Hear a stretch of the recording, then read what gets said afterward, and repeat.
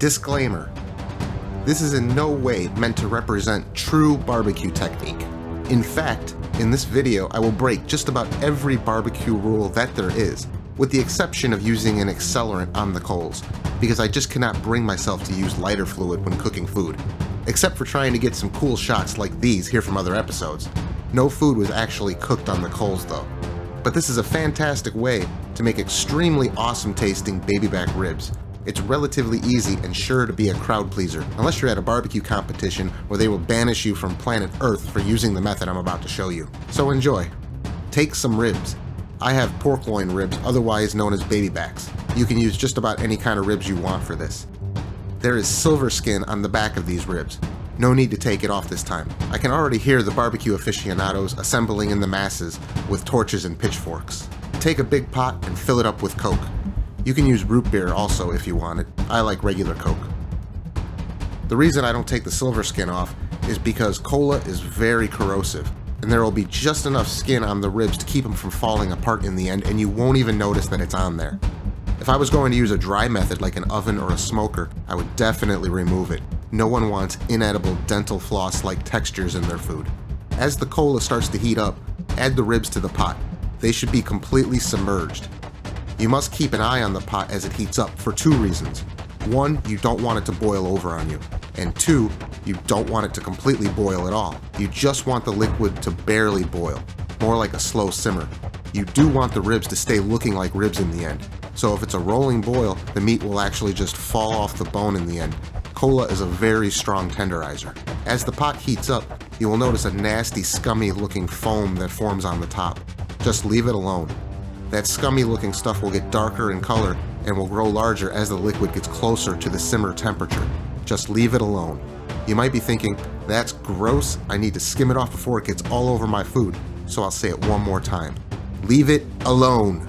All that foamy scum is the sugars and syrup in the liquid breaking up from the water. As it simmers, it will break up and dissolve back into the liquid. It will add sweetness to the meat and also tenderize it much more than just regular water would. When the pot does come to a simmer, stick around for about 5 more minutes in order to make sure that you have a nice, steady, and slow simmer that will not turn into a rolling boil once you finally do walk away from it. The ribs will slow simmer for about 1.5 to 2 hours. Check them after an hour and a half. During that time when the ribs are cooking, you can make a barbecue sauce. I'll admit when I'm extra lazy, I just use a store-bought sauce, but today, I will share one of my barbecue sauce recipes with you. I always eyeball the amount of ingredients when I cook, but I will place a recipe on the website with more precise measurements. I mean, what fun is cooking anyways if you can't play around with the flavors and adjust things to your own taste? I start with some water, and I'll add more as needed throughout. Then ketchup, about half a cup of molasses, then a few tablespoons of apple cider vinegar, then about 3/4 of a cup of brown sugar to start, a tablespoon of finely ground black pepper, a couple good pinches of kosher salt, almost 2 tablespoons of granulated garlic, a tablespoon of white pepper, about 1.5 tablespoons of smoked paprika, half a tablespoon of cayenne pepper for some kick, 2 tablespoons of chili powder. I have a secret weapon ingredient that you don't see here, but that will go in as always once the sauce is on the stove. And lastly, a Carolina Reaper. No, this sauce will not be too hot to eat.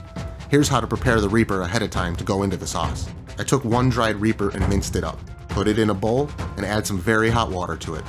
Just let it sit for about 30 minutes. I know that most people don't actually cook with Carolina Reapers. I always see it used in pranks and for spicy food eating competitions, and it's always more of a gimmick. This is no gimmick here. This is a sauce using one of the world's hottest chilies, and it will not be too hot to eat. That's why it's hard to give an exact recipe for this, because all chilies are different sizes and heat levels, even if they're on the same plant. I almost forgot, about 1/3 of a cup of yellow mustard. I ended up adding more ketchup, water, and brown sugar to the sauce as it was cooking to balance the heat and the flavors out. If you want to see me make a ridiculously hot dish and set my face on fire with Reapers, leave a comment below. But today, we are actually going to balance the heat of this and cook with them. So the sauce in the pot goes on a burner and you heat it slowly. Don't caramelize it. Heat it slowly and thicken it. It's important to taste and retaste every time you add something. At first, it was way too spicy, so I added more ketchup and brown sugar to cool it off. This Reaper was way hotter than the last time I made this sauce. I still needed to cool it down a bit even after adding more ketchup and brown sugar, but I didn't want to add any more brown sugar because that would overpower all the other flavors. So I had some honey and put that in. As it thickened, I added small amounts of water. There was one more ingredient that I always add towards the end of sauces. The flavor was good, but it was missing depth. There were a lot of notes of sweet, acidic, spicy, tangy, and peppery, and they all needed to be brought together somehow to make one fantastic flavor. So my secret weapon, a scoop of better than bouillon chicken base.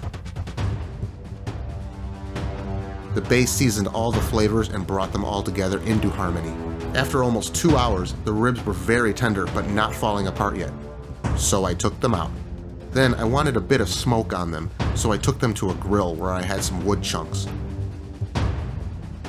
The longer you leave them on the grill at this point, the more they're going to dry out, so no more than 30 minutes. The grill was probably about 300 degrees. The smoke will not penetrate the meat for this method. Just getting a little smoke flavor on the ribs, and then some more smoke flavor gets into the sauce as it cooks onto the ribs. The ribs go on the grill on the offset heat side. After about 10 minutes, just coat them for the next 15 minutes with the sauce.